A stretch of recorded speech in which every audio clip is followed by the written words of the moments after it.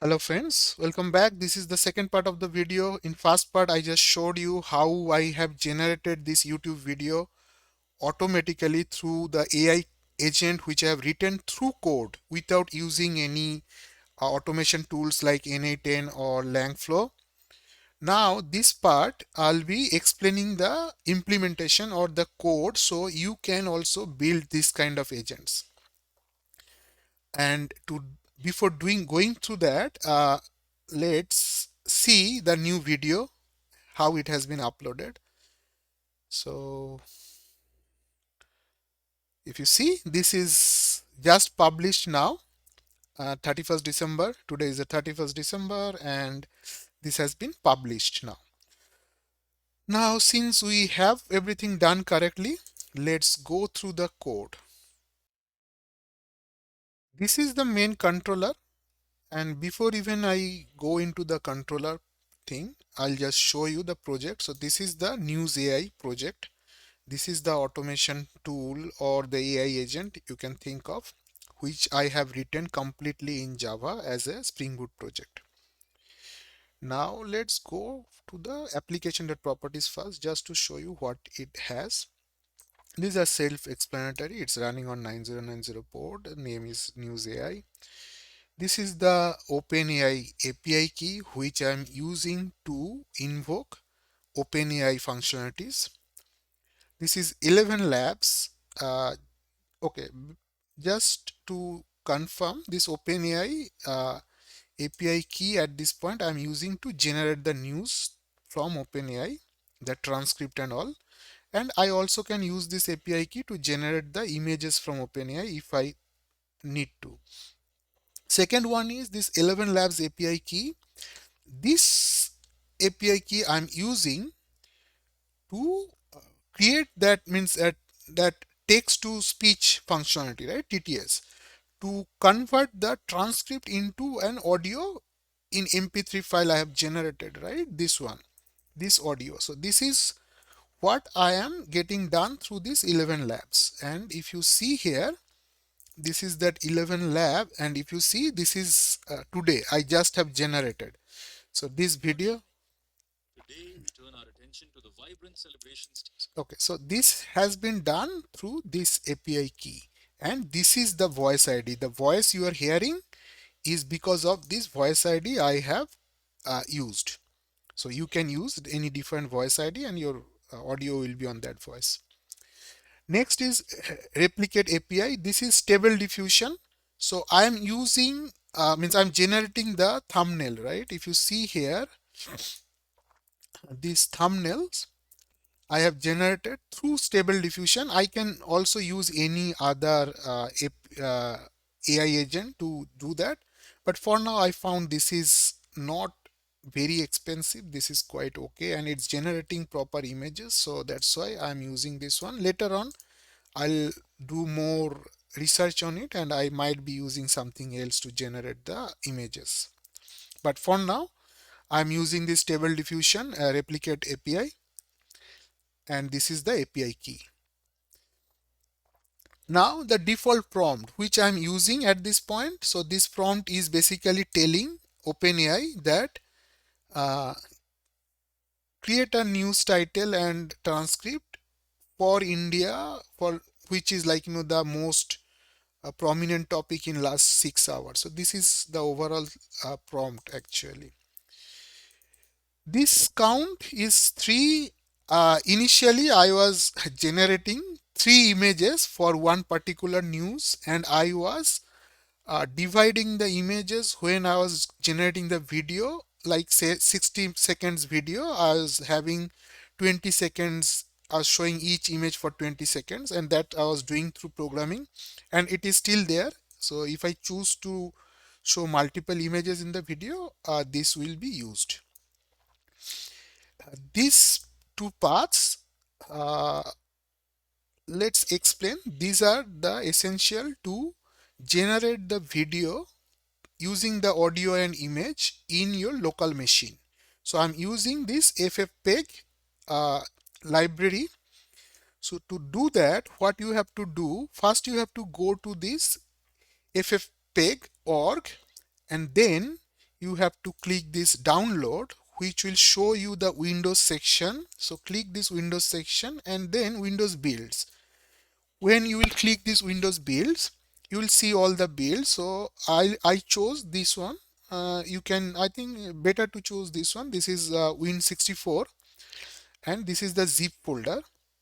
So this has all the libraries. So you just download it and then uh, unzip it. So I have unzipped in a folder I created, FFmpeg, and I have unzipped that download here, or the zip folder here, and then inside this bin we have these two exe. These two exe will be using to generate the video, and you have to add this path in your class path, in your system variable class path.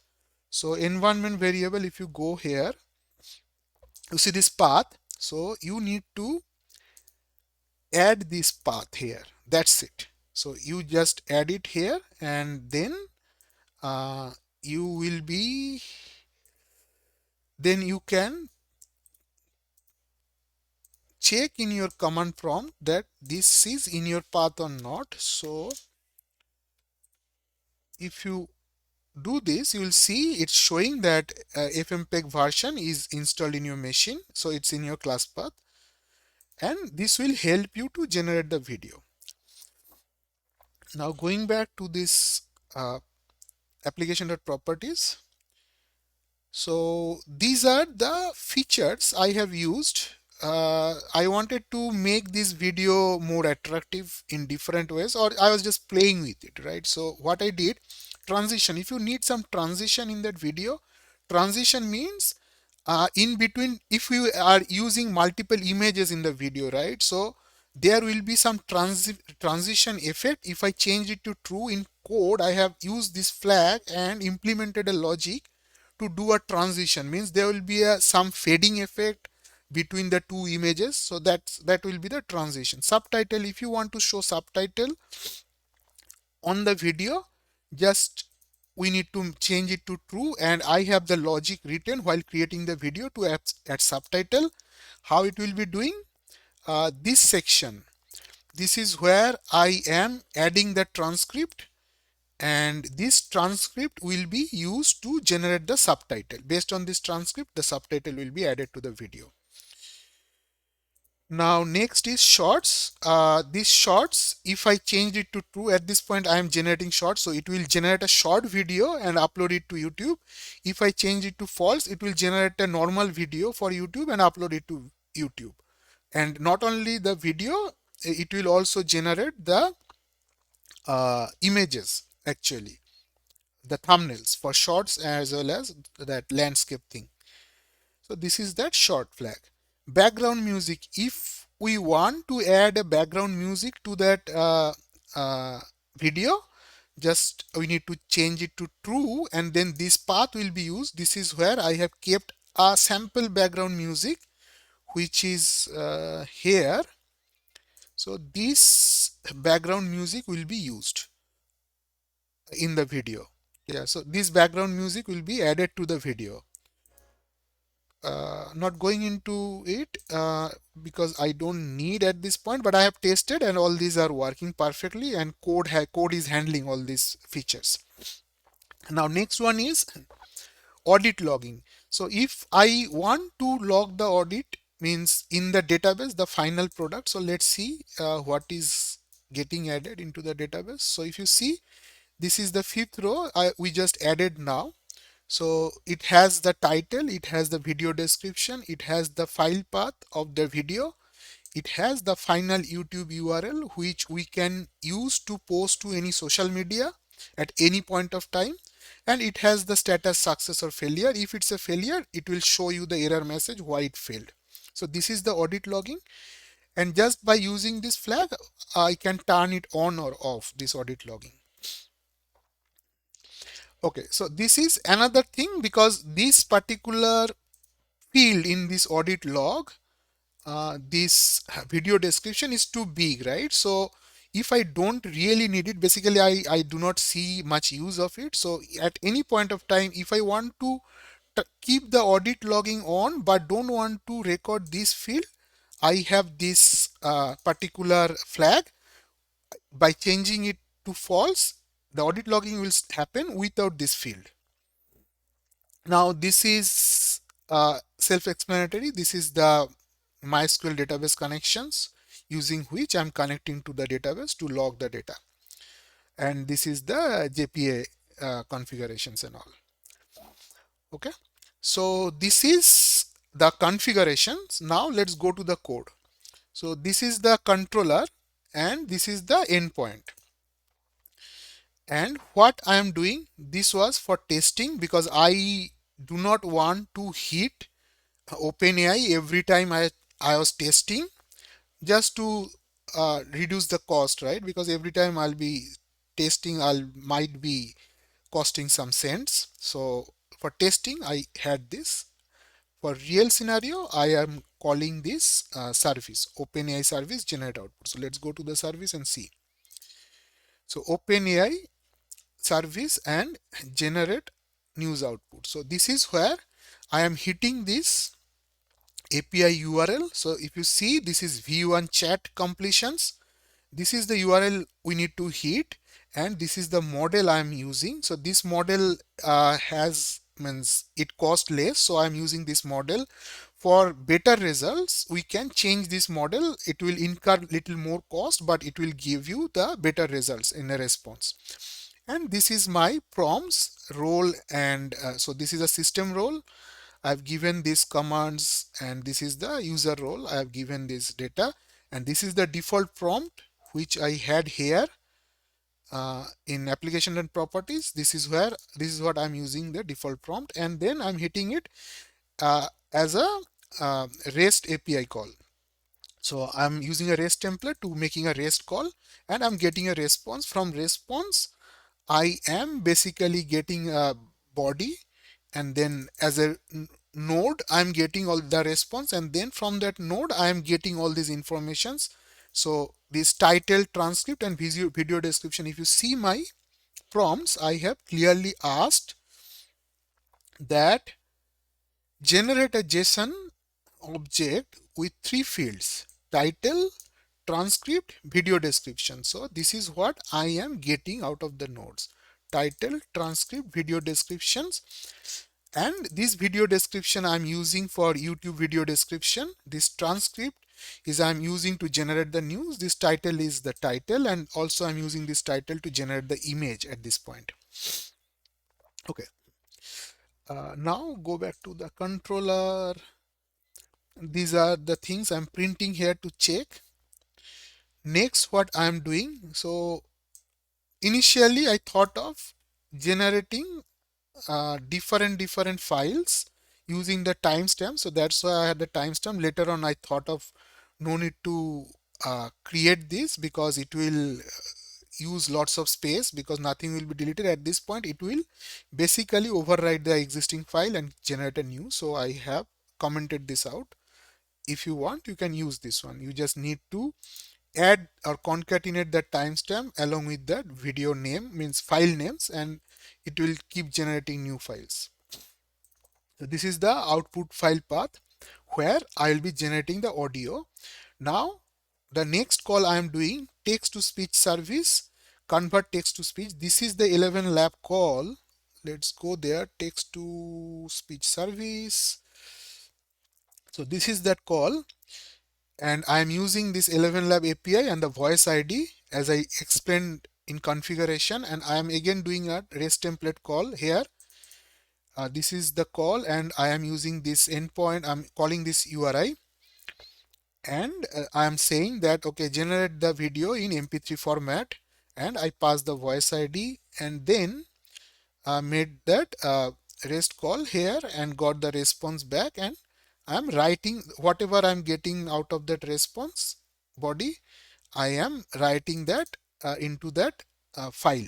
The file I have passed here. So now at the end of this call, I have the MP3 created.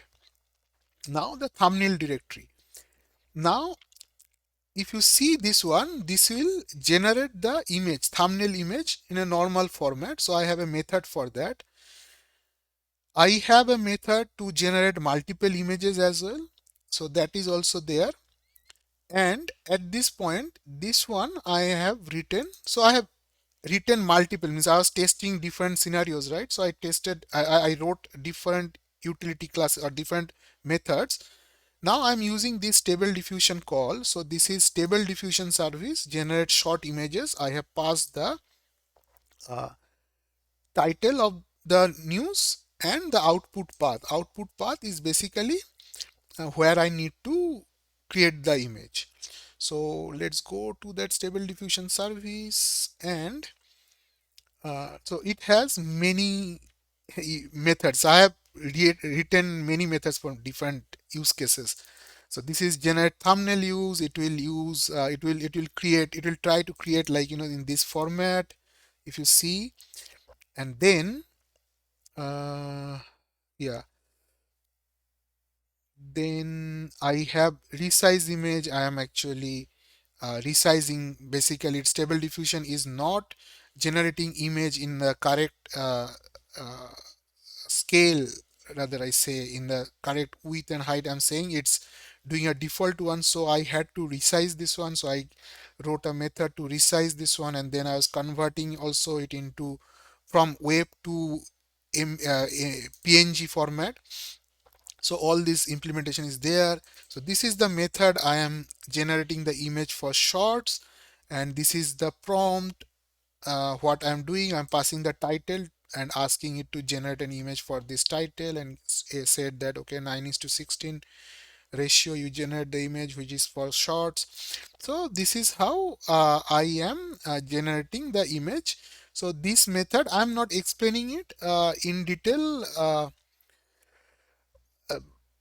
because the video will be more than 1 hour if I keep explaining each line. But this is the method, basically generating the image uh, by calling stable diffusion API, and then I am getting the image out of the response. You see here, so I'm getting the uh, results, and I'm pulling it for, if you see, I'm trying for 20 times, and I am trying every 3 seconds here for the image, because image won't get generated at spontaneously. It will take some time. It will take 10 seconds, 15 seconds, maybe 30 seconds. So I am trying every 3 seconds for 20 times to see if the image has generated. If it is there, I am putting it into the output file. So this is how I am generating the images, and then after I generate the image, I have this utility where I am deleting the .webp format image, and I am converting it into PNG format and saving it, because I'll be in future I'll be using the PNG format image. So this is what I have done, the short creation, image creation. Now the next one, I explained in the first video. If I ask stable diffusion to add the title in the image, because I want to show the title as well while the video is playing, it is not doing accurately. It was doing spelling mistakes and all. So I have this utility method. If I go here, I have this utility method where I am passing the image and the title to be added, and this method is basically adding the title into that image, and the final product is this one where I have a title added to the image. Just a minute, let me open this image and show. So this is that image you can see. Now when I have at this point I have added the title to the image. Now the big thing, if we want to use multiple images, then we can add multiple images to this list image path and generate a video with multiple images. At this point, for shorts, means this is basically I'll be doing when I'll be generating the video for normal video mode, not shorts, because that video will be lengthier than 1 minute. Shorts are generally less than 1 minute. So I am only using one image For other videos, I'll be using multiple images. So this code is for that. Next is for the shots, I have added this particular image and I have given the video path where the video need to be stored. The audio duration I have uh, figured out. So this is all through code. Video creation service. If you go to video creation service, there is a method, this one, audio duration, which if I pass the audio file to it, it will give me the duration of the file, means how long. So say 52 seconds, right? So it will give us that 52 seconds duration, which I need to create the transcript, means the subtitle. So this is the utility class again to create the subtitle. So if I go here and create the subtitle, create script from, create source script. So this is where I'm creating the subtitle, passing the transcript and audio duration, and the output path where I'm generating the subtitle. So this is the output path where the subtitle is getting generated. So after this method, this utility method, I am getting this subtitle, rather I had it open. So this subtitle is generated here. Now this is create video from image and audio. This is the main method where I am generating the video, and I am not automating it.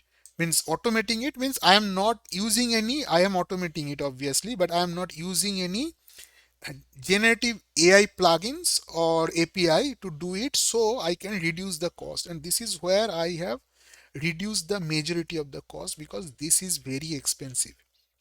On today's date, generating a video, a 3 seconds video will cost a lot to generate a video. And if I generate a 1 minute video or 5 minutes video, it will bump up the cost to like huge cost. So that's where, and I don't need it at this point for my use case, right? I'm just creating a news video. I don't need any generated AI generated video there, right? So I have written this method, and I have no shame to say that to do this, I have fully used ChatGPT, because this was complex, and I used, let me show to this file first. So this is a video creation service. So this is video creation service, and I'll explaining it, but yeah, I took lots of help from ChatGPT to write this method. This method is very complex. So what happened here? I am passing the audio path, means the MP3 I have generated, the image I have generated, subtitle I have generated, and the output video file, output video path where the video will be finally created. First, I am printing all the flags. Okay, so if you go to this thing, this is nothing but just printing all the flags here. So here I showed you in the configurations, I have so many use cases and I'm checking their values and all. So this is what that I am doing. Next, I am validating files. So I'm just checking here in these validate files that this image is there, this audio is there, because otherwise I don't want to create the video, right? So this is where I'm validating. So this implementation is below there. And then I am calling that audio duration again. I showed you that audio duration before. So it is here in this class, this audio duration, which is giving me that how bigger the video will be. So this is the audio duration.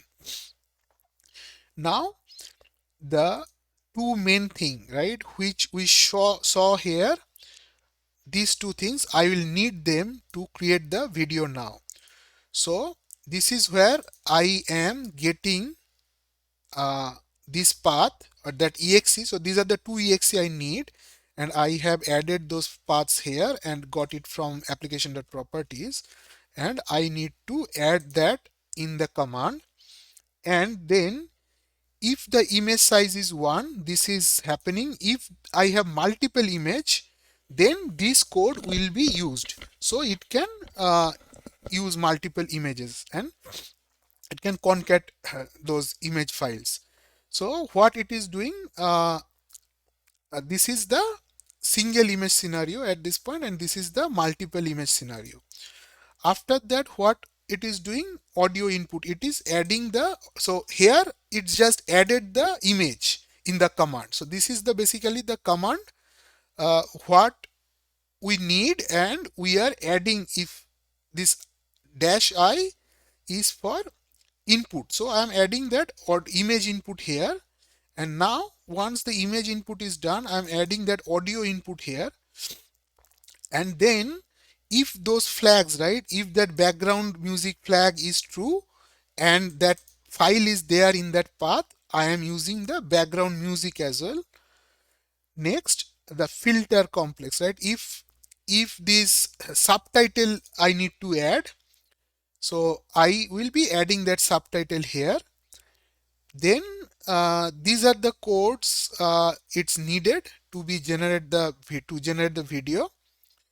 And then I am checking this, adding this audio duration, means how long that video will be generated.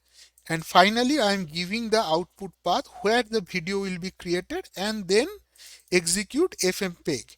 So if you go to this method, it's here, this is where it will basically use those exe files which I showed before, and it will generate the video file, right? So after this one, this video file is getting generated MP4 in MP4 format. So I hope this is now clear, the video generation. So now at this point I have everything is done, means the final video is generated. Now the next one is upload the YouTube video to YouTube, means upload the video to YouTube. To do that, I have this YouTube upload service. So YouTube upload service. So this is where I have to do little configurations to plug it, my program, to YouTube. And to do that, what I have to do, so I have to go to this uh, console, cloud.google.com, rather cloud.google.com. There I have to create a project. So I have create a project here, and then we have to go to this API. Okay, let me go to the, yeah, so this is the project I have created, new scrolls YouTube. So if you have a YouTube channel, obviously then you can upload a video. Now if you have a YouTube channel, you need to create, you need to come here in cloud.google.com and log in using that Gmail ID. Once you come here, you need to create, so first time you will get an option to create a project. You will create a project. So this is my project. Once you create a project, you will get the project number and the project name, and then there will be a section called API and services. So you need to click this section and go to that API and services, and then there will be library section. I think, yeah, so once you go to this library section, you will come here, YouTube data API v3, and here you have to create a API. So I mean, basically you have to enable that API. Now since I have done it, this is enabled for me. Once you do that, let me go back to this one. Yeah, then you have this credential section. In this credential section, you have to create a auth credential. So this is what I have created, the auth credential, and it will ask for normal informations like your email ID and all those things which you have to provide. And then finally what it will do, it will ask you to download a JSON file which will have all the client secrets and all your account related informations, client ID and client secrets. So once you download it, what I have done, I have added that in this resource folder. This is my credentials.json. I'm not going to show it because it has all those secret informations about my account, but this is where you have to download it. Now come to this YouTube uploader service. Here we are calling this, first thing is YouTube service dot get service. So let's go to this YouTube service dot get service. This code will use that credentials.json and will ask you to authenticate the user. So it will give you a link. So when this program will run for the first time, here it will give a link and ask you to open that link in the browser. And when you will open that link in the browser, it will ask you to authenticate. So once you first time authenticate using that same email ID, it won't ask it again. And then this video service is, YouTube upload service. This will basically uh, create a means you have the video, right? And you are passing that video file path here. So what it will do here, it will use this code and you can publish that video in different privacy mode. Like I am publishing it in public, you can do it this is that thing, right? Private, unlisted, public. So you can publish it in any status. So you just need to change it here. Then this category ID 22, this is for blog post. So you can check all these informations. You can now I am adding a title so that when it will publish, it will add a title, add a description, and then which category, and then these are the tags. So I can change it anytime. I can change, I should change it. So you can add as many as tags you want here. And then with this one, it is basically generating this insert request and it will execute. So this is where it is publishing the video to YouTube and returning a response back. In that response, it will return an ID. That ID will be the ID of your video published. So this is what, if you see, this is where, yeah, this one, right? This is that ID. If you see here, V equal sign, and then this is the ID. So this is the ID is getting returned by the response from YouTube, and this is where your final YouTube URL is getting generated. Means everything is same, and then V is equal to ID.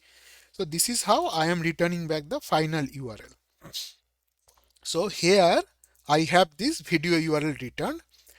Now what I am doing, I am logging it. Now I have this YouTube load audit service. So if something failed here, I will be coming into this catch block and throw an exception, and then here it will come into this catch block, it will catch the exception, and then I'll be logging a failure to the audit log and with this error message and all. But for success scenario, I am making this call and passing all this information to log into the database. So finally, let's go to that audit service and log success. This is what I'm calling. I'm passing these informations, and this is basically, if you see this, I'm generating this entity and then pushing it into that repository as save, and it is storing the data in this database. So this is the ultimate end of this agent, AI agent. I hope I showed you almost everything which I have written in code and you have understood. It's a lots of programming. It's not as easy as doing it in n8n or Langflow kind of flow automation tools. But people like us who wants to do programming, right? It is a very challenging thing to do this way.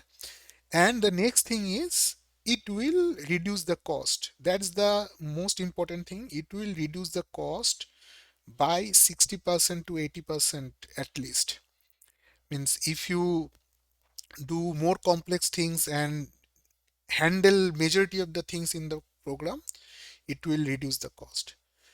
So I hope you like this video. If you liked it, share it with your friends, and let me know what next video you want to see or next AI agent you want to see. I'll come up with that. uh, I'll try to write that in program. Thank you. Have a nice day ahead and happy new year.